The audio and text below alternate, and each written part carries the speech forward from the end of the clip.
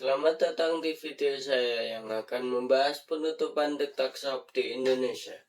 Keputusan ini telah menjadi sorotan utama dalam beberapa bulan terakhir karena memicu perdebatan dan pertanyaan penting tentang pengaturan bisnis online, perlindungan konsumen, dan dampak sosial dan ekonomi yang lebih luas. Mari kita mulai dengan melihat latar belakangnya. Di era digital yang terus berkembang, internet dan media sosial telah mengubah cara masyarakat berinteraksi, berbelanja, dan berkomunikasi.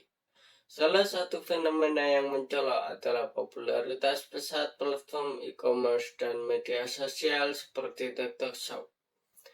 Platform ini menggabungkan fitur media sosial dengan kemampuan berbelanja secara online, menciptakan lingkungan yang unik bagi penjual, kreator, dan konsumen.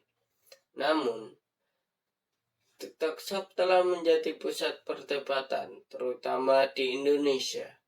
Keputusan untuk melarang platform ini bukanlah keputusan yang diambil dengan tiba-tiba dan segera, melainkan hasil dari perdebatan yang melibatkan berbagai pemangku kepentingan, termasuk pemerintah, pengguna, dan konsumen.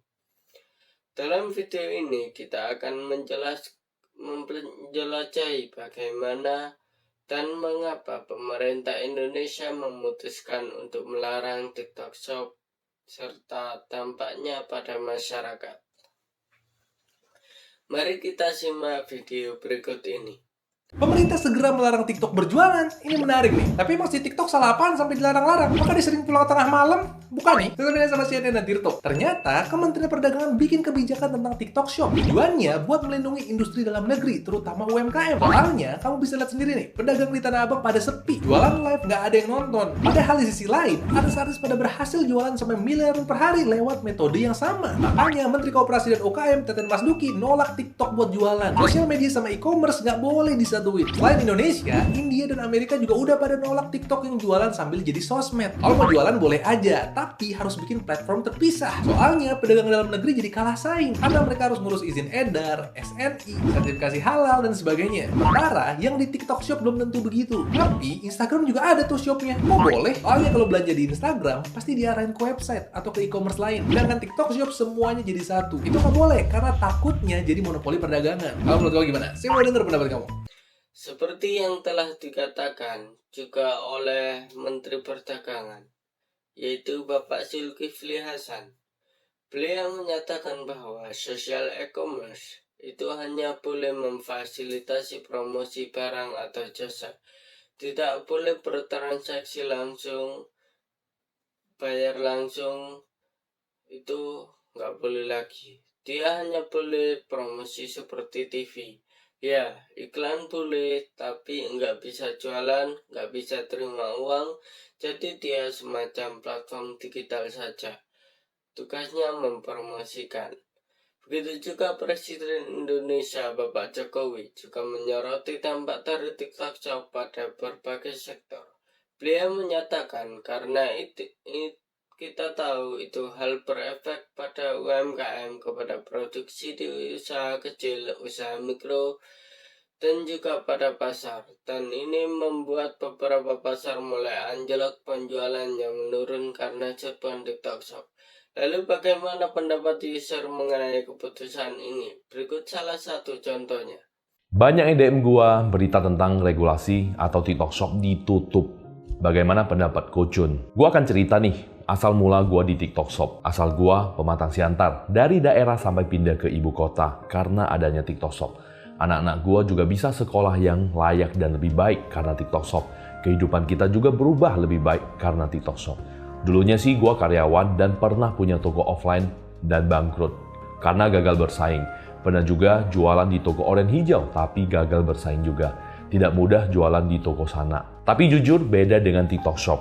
Gue bisa jadi afiliator tanpa harus keluar modal buat sewa kios yang mahal. Yang penting kita tetap kreatif, berkarya, dan buat konten-konten yang berkualitas. Gue yakin banyak juga teman-teman afiliator yang sekarang juga sedang nafkahin orang tua dan juga sekolahin anak dari penghasilan TikTok Shop.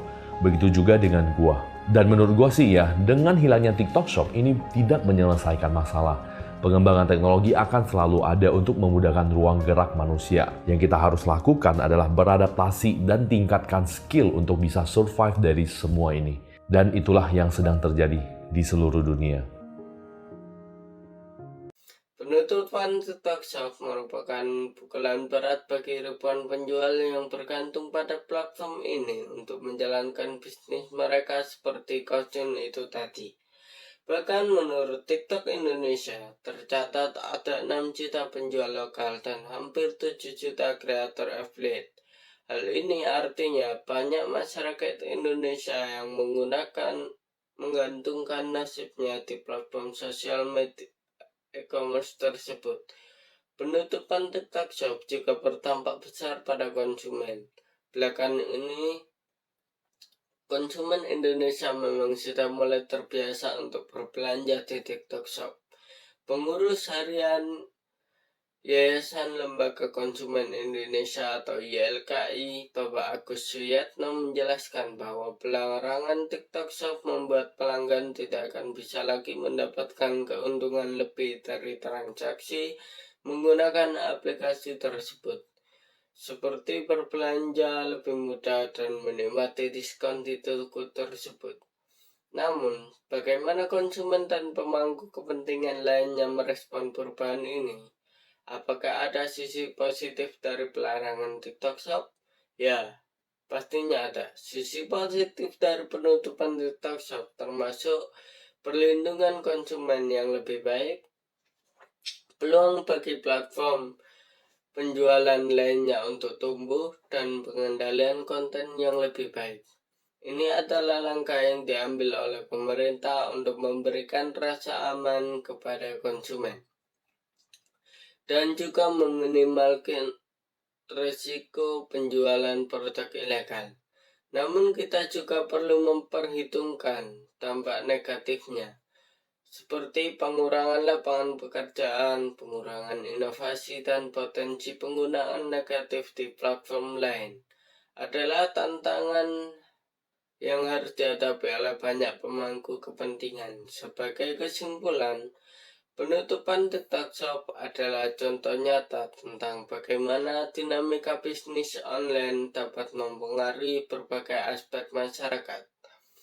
Sementara regulasi baru tentang dipersiapkan, penting untuk terus mendiskusikan dan mempertimbangkan dampak sosial dan ekonomi yang lebih luas dari tindakan ini.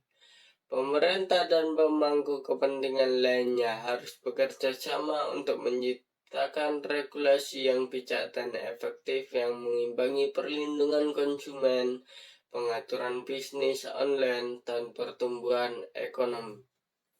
Terima kasih telah menyaksikan video ini. Kami berharap pembahasan ini telah memberikan wawasan yang berguna tentang perdebatan seputar TikTok Shop di Indonesia dan dampaknya pada masyarakat. Jangan lupa untuk berlangganan saluran kami untuk informasi lebih lanjut tentang topik-topik yang relevan. Sampai jumpa di dalam video berikutnya.